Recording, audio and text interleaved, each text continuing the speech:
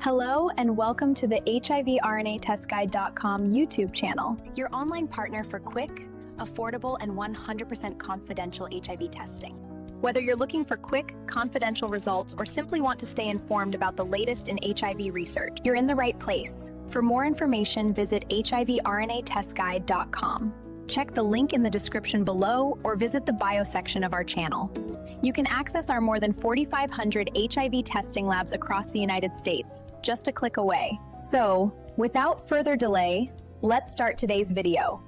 Have you ever had that feeling when you're scrolling through science news and you see a headline about an HIV cure, something with CRISPR or gene editing, and you freeze? Oh, yeah. The speed of it all is just, it's happening faster than we can really process. It is an entirely new landscape, and feeling overwhelmed is, it's completely justified. Just think back a bit. Right. For the first 4 decades of the AIDS epidemic, all the research was focused on management, just creating better antiretroviral therapy, art. Keeping the virus at bay. Exactly. But in just the last 5 years, maybe a little more, we've seen this foundational shift in biotech that's allowed us to move into a really serious pursuit of a cure. The acceleration is, it's historic. It is, and that speed plus the sheer density of the information you're hearing about cellular therapies, broadly neutralizing antibodies, these super specialized gene editing systems, it's a lot, even for people in the field. But there is a very good reason why everyone is pointing to the year 2026 as pivotal in this fight. It's because all these complex technologies are finally converging. They're moving from theory and basic research into massive advanced human trials. That convergence, that's the key. That's what makes this moment different. We are so far beyond just hopeful speculation now. Far beyond. You've got these enormous players, Moderna, Gilead, specialized groups like Excision Biotherapeutics, plus state-funded research in places like South Africa, China. Right. They're all investing billions and pushing multiple candidates through expanded phase 1 and phase 2 testing. So our mission today for you is to be a filter. We're going to try and simplify this incredibly intricate scientific landscape. We'll break down which strategies are active in trials right now. Which ones failed, because the failures are just as important. They teach us everything. They really do. And most importantly, we're going to dig into which mechanisms are currently showing the most significant, the most viable promise for either a functional or a sterilizing cure. And we're going to establish a baseline, really, for why this moment is so different. The foundation for these 2026 trials, it's built on tools that just didn't exist a decade ago. Not even close. We have precision CRISPR, we have advanced mRNA delivery, and this is crucial, vastly better mapping of the viral reservoir. We're not just trying to mask the virus anymore. We're using these incredibly sophisticated tools designed to seek it, expose it, and permanently eliminate it. Okay, so let's unpack that first critical step. We have to define the goal of the mission, because if you don't know the difference between the two main types of cure, every headline is just going to confuse you. Absolutely. We need to clearly differentiate between a functional cure and a sterilizing cure. This distinction is, it's foundational to all of modern HIV science. The goal really dictates the entire method. When a company announces, promising phase 2 data, the very first question you should ask is, which cure are they even aiming for? Because one is much, much harder to get. A whole different ballgame. Okay, let's start with the one that's the goal for most of the active trials in 2026, mainly because it's seen as more achievable, more scalable, the functional cure. Right. So a functional cure, by definition, means that HIV is still in the body. A few dormant copies might be tucked away somewhere, but it is fully and perpetually controlled without needing daily medication, without that daily art we mentioned. So the virus is essentially what? Crippled? Silenced? All of the above. It's crippled, it's silenced, it's neutralized by the body's own newly trained immune system, or maybe by some extremely long-acting therapy. The point is, it cannot replicate. It can't spread? It cannot spread through the body, it can't cause AIDS, and crucially, it cannot be transmitted. The virus becomes medically inert even if a tiny, faint genetic signature is still there. And we have real-world examples that sort of drive this point home, right? There are people who've stopped taking their art. Under strict medical supervision, yes. Of course. And they've stayed undetectable for months or even years afterward. So for all practical purposes, their disease is cured. They have freedom from that daily pill. And that freedom, that's what gives the functional cure such massive global significance. It's not just about getting rid of the hassle of taking a pill every day. No. It eliminates the cost of a lifetime of medication, the potential long-term side effects on your liver, kidneys, and the immense psychological burden of being on chronic daily meds. It is the most realistic, scalable goal for global health in the near term. Okay, so that's functional. Now let's talk about the ultimate goal. The absolute gold standard, the sterilizing cure. This is the one that really captures the imagination. A sterilizing cure is exactly what it sounds like. It's the complete, total eradication of HIV from the body. Every last trace. Every single viral particle, every last bit of integrated viral DNA, and destroying every single cell in that latent reservoir. There is zero chance of it ever coming back. The slate is wiped clean. And the sources really highlight how difficult this is, because it's only ever been achieved in a tiny handful of cases. A tiny, exceptional handful. The Berlin patient, the London patient, the New York patient, these were individuals who were also facing life-threatening cancers. Right. That's the key. It is. In treating their cancer, they received bone marrow transplants from donors who just so happened to have a rare natural genetic resistance to HIV. And that resistance is from a mutation called CCR5 delta 32. Right, which physically blocks HIV from being able to enter the donor's cells. So it works perfectly to cure HIV, but the procedure itself, a full stem cell transplant, is just too toxic, too dangerous, and way too complex for the general population. You're basically replacing a patient's entire immune system. So just to sum it up, functional cure is pragmatic, it's scalable, gives freedom from drugs.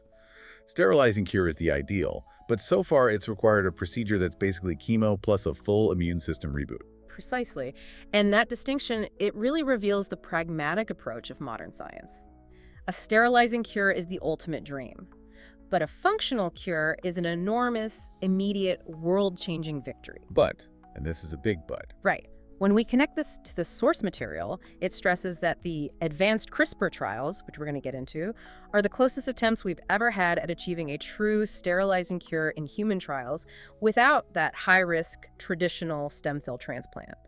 They're trying to get the same outcome with a much less invasive, much more targeted approach. So moving on to part 2. Let's look at the scientific foundation that is making 2026 such a milestone, because this isn't just, slightly better drugs. These are fundamental shifts in what biotech can even do. The shifts are, they're breathtaking. If you look at the last decade of biological research, really 3 technologies stand out as the pivots that allowed these advanced trials to even be conceived. And first up is the big one, the one that's key to that sterilizing cure. Yeah. CRISPR gene editing. And we're not talking about some blunt genetic modification here. No, this is ultra-precision engineering. It's capable of correcting DNA errors at the source. This is the truly revolutionary part. HIV, unlike a lot of other viruses, is so insidious because it integrates its own genetic code, its blueprint, right into the DNA of our cell. Our own human DNA. Exactly. So every time that cell divides, it copies the HIV blueprint right along with it. The old drugs, the art, they could only stop new viral copies from being made from that blueprint. They couldn't erase the blueprint itself. It's like having a corrupted line of code hidden deep inside a massive software program. That is the perfect analogy. And CRISPR allows researchers to deploy what are essentially molecular scissors to go in, find that integrated viral DNA, that corrupted line of code, and literally cut it out of the host genome. The goal is permanent excision, deleting the infection at its source. Then you have the huge speed boost we got from necessity. mRNA vaccine technology. This was completely turbocharged by COVID research. It really was. And it's opened up entirely new strategies for HIV, shifting the focus from traditional vaccines to, intensely training the immune system with these ultra-precise genetic instructions. The acceleration driven by the pandemic was just transformative. It didn't just teach us how to produce mRNA vaccines quickly, it taught us how to stabilize the fragile mRNA molecule, how to package it effectively, and how to deliver it to get a specific, powerful immune response. Right.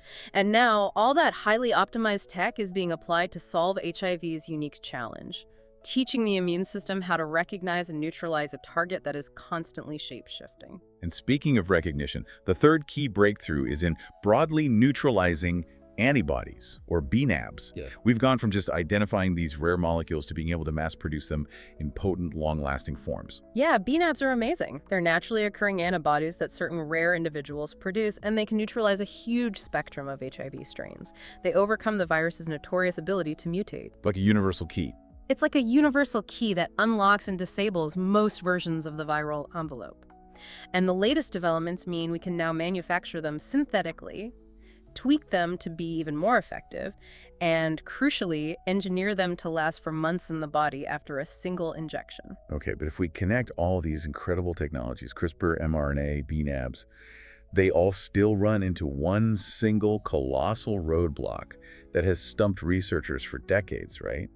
The HIV reservoir. That is the ultimate persistent challenge. The reservoir is the #1 reason why previous attempts at a cure have failed. Explain that for us. So when a patient is on ART, the medication does a great job of clearing the virus from the bloodstream. But the virus isn't really gone, it just goes dormant. It hides in these protected, long-lived immune cells, particularly memory T cells, and they often gather in places like the lymph nodes and gut tissue. They're like little biological sleeper agents. Exactly. They don't replicate, they don't produce any viral particles while the drugs are circulating, but the second you stop ART, They wake up. they wake up and they flood the system with new active virus. What sets the 2026 Foundation apart is that we have drastically improved our mapping of these reservoirs. Researchers now have a much clearer, more precise idea of where the virus is hiding, which specific cell types are involved, and how big these hidden pockets are. And that lets them design these highly targeted strategies we're about to dive into. All right, let's get into it. Part 3. This is the deepest part of our deep dive. We're going to systematically break down all the active cure trials for 2026. Category by category. Let's start with Section A, the mRNA-based cure and vaccine trials. This is all about training the immune system to fight back. And mRNA technology is just perfect for this. It's customizable, it's fast. We're essentially giving the body's own cellular machinery instructions to become a tiny drug or a vaccine factory. Right, creating the specific proteins we need to train a defense system. Exactly. The highest profile effort, the one with the most money and media behind it, is the Moderna mRNA HIV vaccine program. What's their approach here? What makes it so different? Their approach is, it's revolutionary. A traditional vaccine tries to prevent infection from ever happening. Moderna's goal is therapeutic.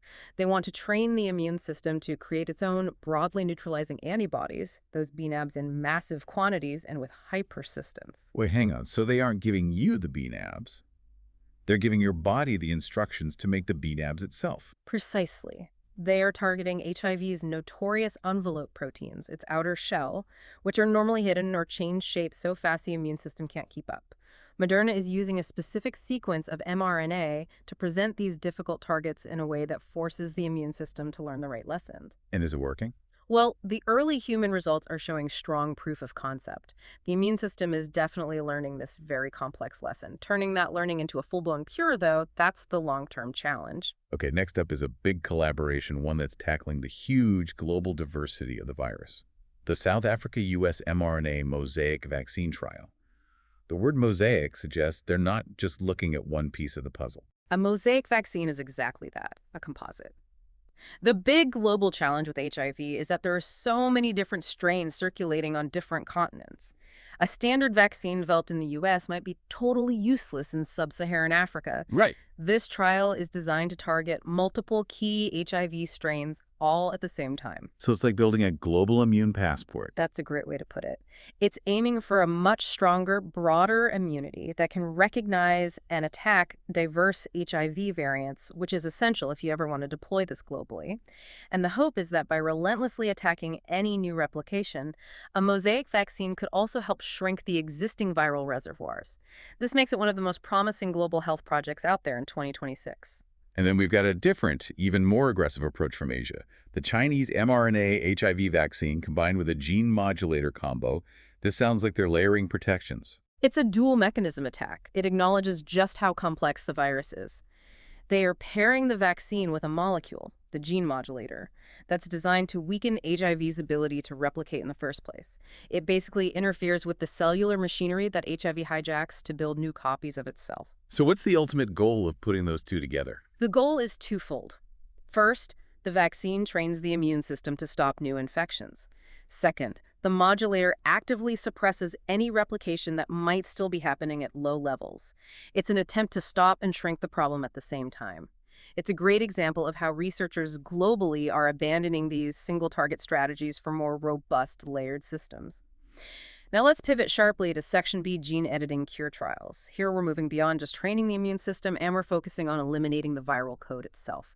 These are the therapies that are closest to delivering that absolute, definitive, sterilizing cure. And leading the pack is EBT-101 from Excision Biotherapeutics.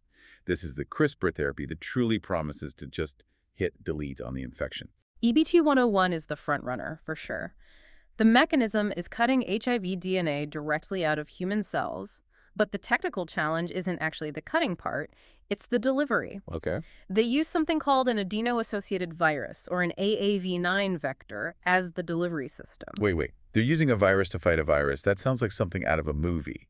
Can you break down what that delivery mechanism actually is? It's basically a highly refined biological FedEx truck. The AAV9 is a harmless, non-replicating virus that's been genetically stripped of all its own harmful parts. Okay. Researchers then pack the CRISPR machinery, the genetic instructions for the scissors, and the targeting guide inside this AAV9 capsule.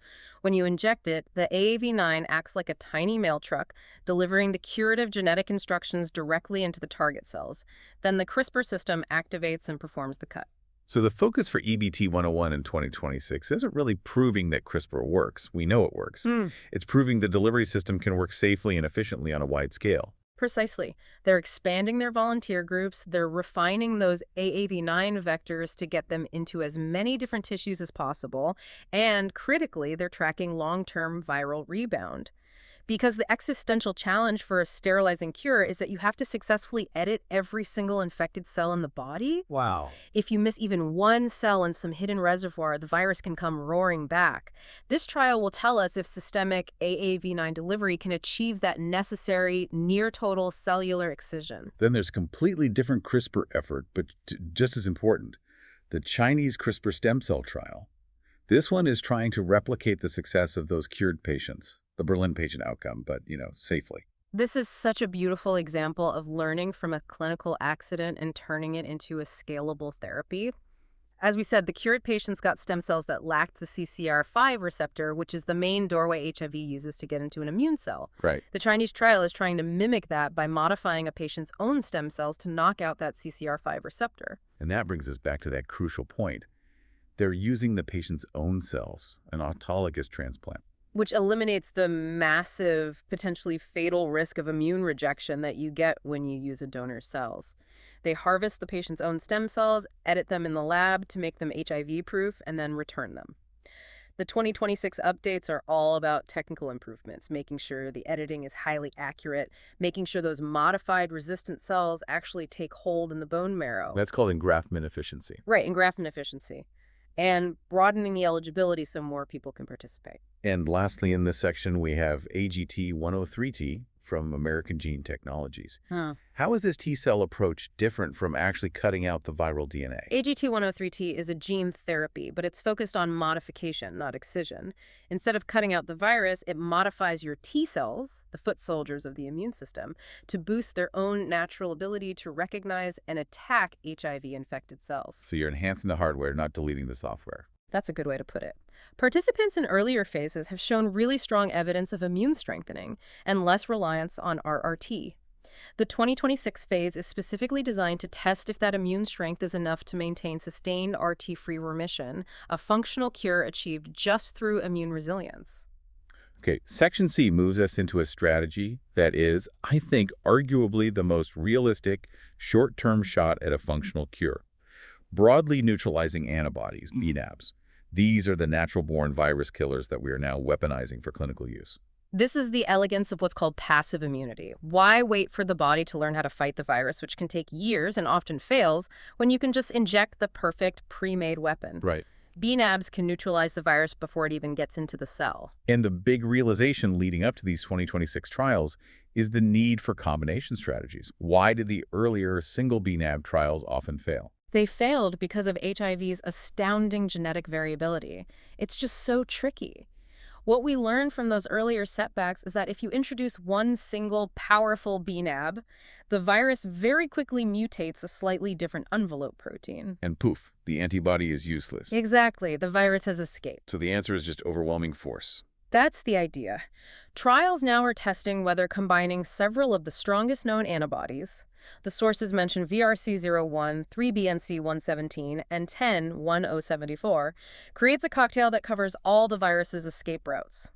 By hitting it with 3 or 4 different mechanisms at once, you create a neutralizing wall that prevents viral rebound. And the practicality of this whole approach is getting better thanks to long-acting bNAbs. This feels like the real game changer for a functional cure. It is a massive step forward. Scientists are chemically modifying these antibodies to extend their half-life in the bloodstream.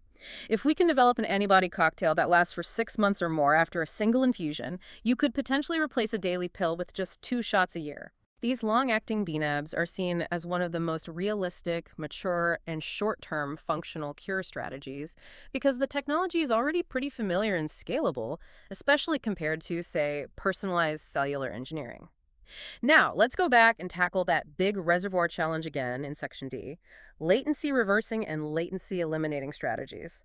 This is the famous kick and kill concept, designed specifically to solve the hiding problem. Right. This whole strategy recognizes that RT only stops actively replicating viruses. So if the virus is dormant, you have to forcibly wake it up and expose it to the immune system or some other therapy. That's the kick. Precisely. The goal is to use drugs called latency reversal agents, or LRAs, that physically or chemically disrupt the viral dormancy cycle inside the cell. Once that dormant HIV is activated, the kick it starts producing viral proteins and particles. And at that point, it becomes visible. It becomes visible, and either the patient's own immune system or a newly given therapy can recognize it and destroy it. That's the kill. One trial mentioned is the disulfiram plus bNAbs combo. Now, disulfiram is usually a drug for treating alcoholism. Why are researchers repurposing it for HIV? This is a great example of just finding surprising tools you already have. Yeah. Disulfiram has a side effect. It acts like a weak but consistent alarm clock for dormant cells. Researchers realized it influences certain cellular pathways that keep the HIV DNA silenced. So it's being tested for its ability to gently coax that hidden virus into producing viral particles. And once that hidden virus is exposed, that's when the bNAbs come in as the kill. Correct. The moment the virus is kicked out of dormancy, it starts copying itself. The bNAb cocktail you've administered is right there, ready to neutralize those new viral particles before they can infect any new cells. It's a synchronized 1-2 punch. Then you have these much more powerful experimental drugs, the TLR agonist trials, using molecules like GS9620A. Yeah, TLR agonists are much stronger immune system stimulants. TLR stands for toll-like receptor, and these receptors are basically the body's emergency alarm bells. By activating them with drugs like GS9620, you stimulate this massive systemic immune response that forcefully kicks HIV out of its hiding spots. But the sources really stress a crucial lesson here. These LRAs, even the powerful ones, are not enough on their own to be a functional cure. That is the key realization that shaped all the 2026 strategies.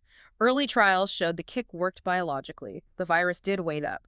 But without an immediately available, overwhelming kill mechanism, the newly woken virus would just infect new cells and reestablish the reservoir as soon as the LRA drug wore off. You woke the sleeper agents, but they just caused a riot and found a new place to hide. Exactly. Which brings us to the 2026 combination focus. The structure is now perfected. TLR agonists are not used alone. They are combined with high-potency weapons bNAbs, therapeutic vaccines, or gene therapies. The strategy is to maximize the kick and then immediately hit the exposed virus with a multifaceted kill to ensure there is no escape. Okay, Section E. This moves us to what is arguably the most exciting, though maybe the most logistically complex area. CAR-RT and cellular therapy trials. This is like personalized cancer treatment, but applied directly to the HIV reservoir. CAR-RT, it stands for chimeric antigen receptor T-cell therapy.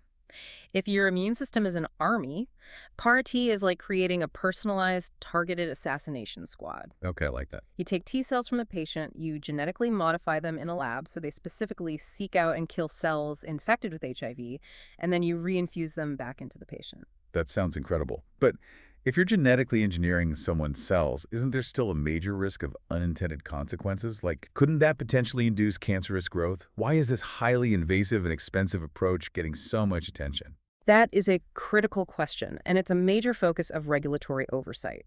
The risk is absolutely real, which is why these trials proceed so slowly and carefully.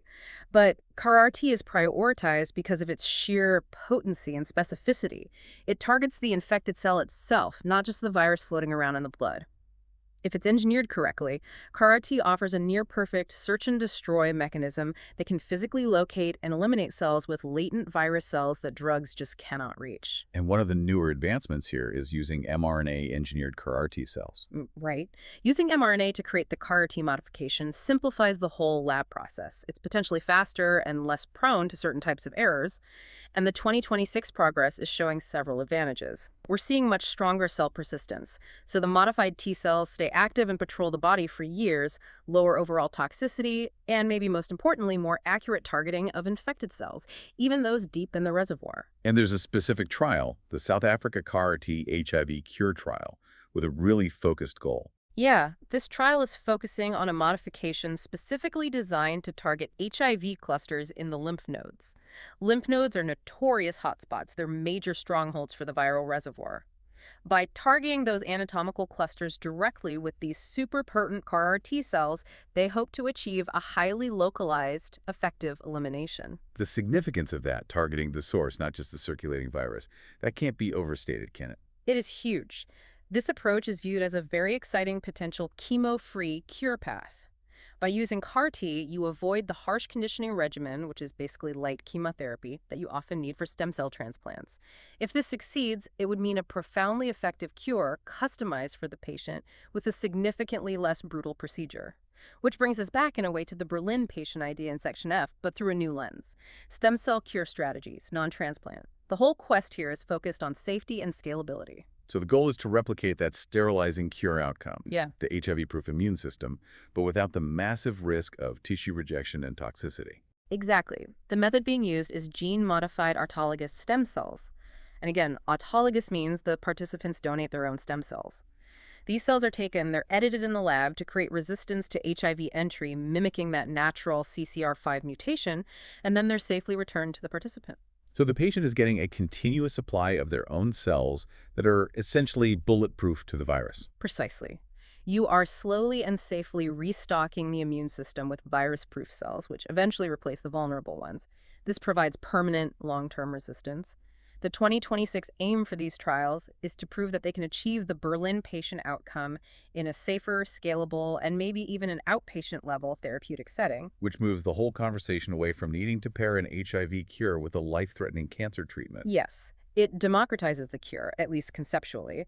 It removes the need for these toxic, life-threatening regimens and makes the ultimate sterilizing cure far more viable for wide application if the editing and engraftment efficiencies prove to be robust in these expanded human trials. Okay, our final subsection on active trials, Section G, is really the culmination of everything we've just discussed. The kick and kill plus gene editing hybrid trials. This is where all the strategies merge. It is the absolute cutting edge. These hybrids are the direct result of analyzing all the previous therapy failures. Researchers realized that relying on a single mechanism, just the kick or just the kill or just the edit, was too easily defeated by the virus's ability to hide or mutate. The solution has to be a simultaneous, multifaceted assault. And the sources highlight that 2026 is the first time human trials are really testing these complex, layered combination strategies all at once. Can you paint a picture of what one of these super trials actually looks like for a patient? Okay, imagine a carefully timed sequence. First, the patient might get a powerful latency reversal agent like a TLR agonist to forcefully wake up the dormant HIV. That's the kick. Right. Second, immediately after that, they get a customized infusion of CAR-T cells or a massive dose of a bNAb cocktail. That's the kill.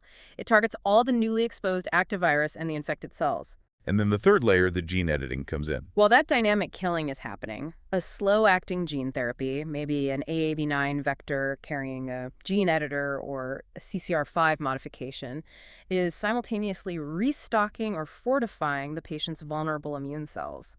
So you're attacking the active virus, deleting the latent virus, and bulletproofing the future cells, all within the same therapeutic window. It sounds intellectually exhaustive. These hybrids really are the summary of all the lessons learned. They're designed to beat the virus at every single stage of its life cycle. They are the ultimate expression of modern biological strategy. They combine the best parts of latency reversal, potent cellular therapies, and durable genetic protection into a single, cohesive three-dimensional attack. The results from these complex hybrid trials are, I would say, arguably the most anticipated in the entire 2026 cure landscape. Okay, so for part 4, it is absolutely crucial that we take a moment and acknowledge the paths that struggled or were paused before 2026. This isn't just a list of failures. This shows the intellectual evolution of the science, and it explains why we're now seeing these complex combination strategies. Right. We learn as much from what didn't work as from what did. So what were some of the key setbacks that really defined the current approach? A major one was the early optimism around the large-scale mosaic vaccine trials that were halted in 2023 and 2024. They were incredibly well designed, but they just failed to meet their efficacy endpoints. They didn't generate enough immune protection. The virus was just too fast, too tricky. Exactly. The immune response they trained just wasn't broad enough or potent enough to overcome the virus's genetic diversity. The same thing goes for the early attempts at simple antibody therapies. Single antibody trials often failed very quickly. You'd inject a powerful bNAb, and within weeks or months, the selective pressure from that one antibody would force the virus to mutate just enough to render the therapy useless. Viral escape was almost instantaneous. Which immediately clarifies why the 2026 focus is entirely on bNAb combination trials. It is a direct response to those early setbacks. If the virus mutates away from antibody A, it still has to face antibodies B, C, and D, which all attack different structural sites. It leaves it with nowhere to hide. And finally, the limitations of the latency reversal drugs. We mentioned they worked biologically, but they weren't enough on their own for a cure. That failure proved that the kick and kill requires a massive kill mechanism. The LRAs successfully woke up the sleeper agents, which proved latency could be reversed. But because there wasn't a potent enough kill right after, the newly reactivated virus just rebounded and reestablished the reservoir. The current wave of hybrid trials is a direct result of acknowledging that the cure requires coordinated, overwhelming force. Okay, so here's where it gets really interesting. If we synthesize all this, the failures, the current progress, what are the top 4 approaches that experts are betting on heavily in 2026? The ones that could genuinely lead to a publicly available cure? Based on viability, investment, and the progress we're seeing, these 4 represent the highest potential, and we can sort of categorize them by their ultimate goal. Let's hear them. Number 1 has to be the CRISPR gene editing therapies, specifically EBT-101 for excision and the CCR5-based Chinese stem cell trials. They are the closest we have to achieving a true sterilizing cure by physically removing or blocking the viral DNA. The challenge, as we said, is achieving 100% safe and efficient delivery to every single infected cell. Okay, number 2. Number 2, broadly neutralizing antibody combinations. These are widely viewed as the most realistic short-term functional cure. They don't require daily adherence, the delivery method is a straightforward injection or infusion, and they offer immediate, sustained, effective viral suppression. This is probably the nearest finish line for drug-free remission. Makes sense. Number 3. Number 3, mRNA vaccines paired with therapeutic strategies. These are showing such strong potential for immune system training that could lead to self-sustaining long-term control. They are the future of prevention, and they're the engine for creating a body that becomes its own pharmaceutical factory, fighting the virus without external drugs. And finally, number 4. And number 4, RRT and immune-based cellular therapies. These are highly potent, incredibly effective at targeting infected cells in the reservoir. And while, yes, they are currently expensive, bespoke, and complex to administer, their undeniable potency against those hard-to-reach cells suggests they may become the future universal cure that works against all viral strains, regardless of mutation. So their complexity and cost are really the only things holding them back from being the clear frontrunner. Their ability to target the reservoir is, right now, completely unmatched. We've covered this landscape of just extraordinary science and progress, so now for part 5. What does all of this mean for you right now, the person listening, hoping, and trying to stay informed? The very first step is managing expectations responsibly. Even with this amazing progress and these very promising 2026 trials, we have to be absolutely clear. No cure, functional or sterilizing, is currently available to the public outside of these highly controlled, very specific clinical trials. But the immediate benefit of this progress is still profound. The data being collected right now, in 2026, may bring us the very first therapies that allow for long, sustained, RT-free remission. That functional cure. Which is a monumental, life-changing step forward for millions of people globally who rely on daily medication. It really is. This does raise an important question, though. While we wait for science to cross that finish line, when you're considering risk or exposure, the best possible health protection is still early detection, consistent monitoring, and choosing the right lab tests. Knowledge is the immediate, actionable defense you have right now. Absolutely. Until a cure is on the pharmacy shelf, we have to focus on the best defensive strategies, especially when time is so critical in identifying a new infection. And the sources detail the most accurate early detection test in the U.S., which is crucial for anyone concerned about a recent exposure. And that is the HIV RNA test. It is so vital to know this distinction. So why is the RNA test the gold standard for early detection compared to, say, the more common combination antibody or antigen tests you might see in a clinic? It's because the RNA test detects the virus itself. It's looking for the genetic material, the RNA, in the bloodstream. It doesn't have to wait for your body to produce antibodies in a response, which can take time, sometimes weeks. Because it's looking directly for the virus's presence, the RNA test can often detect the virus as early as 7 to 10 days after exposure. And that time frame is it's essential. That earliest possible warning gives you the maximum window to begin time-critical treatments like post-exposure prophylaxis or PAPE if it's appropriate, or just to start effective ART that much earlier, which is critical for your long-term immune health. Timeliness matters immensely in HIV treatment. Choosing the test that offers the earliest accurate reading is, right now, your single most proactive and important health step. And that brings us to the end of our deep dive into the 2026 landscape. The key takeaway here for me is this unprecedented convergence. Research is attacking this virus from every possible angle: mRNA for prevention and training, CRISPR for definitive genetic elimination, and CART for targeting those deep, challenging viral reservoirs. That coordinated, multifaceted attack is what makes this era so distinct. We're leveraging technologies that were born out of oncology, out of chronic disease research, out of the pandemic, all of them now laser focused on this singular goal of eliminating this virus entirely. The hope is grounded in real, undeniable scientific progress. The potential to make HIV a treatable or curable condition without the burden of daily medication. It is closer than at any other point in human history. And that profound scientific success brings up our final provocative thought for you to mull over. If one of the highly effective but logistically complex cellular therapies, like those personalized, bespoke CAR-R trials, is the first to achieve sustained functional cure success, we have to immediately pivot to considering the massive societal and economic implications. You're talking about the challenge of access and deployment on a global scale, aren't you? Exactly. CAR-T involves taking a patient's cells, shipping them to a specialized lab, engineering them, and then shipping them back.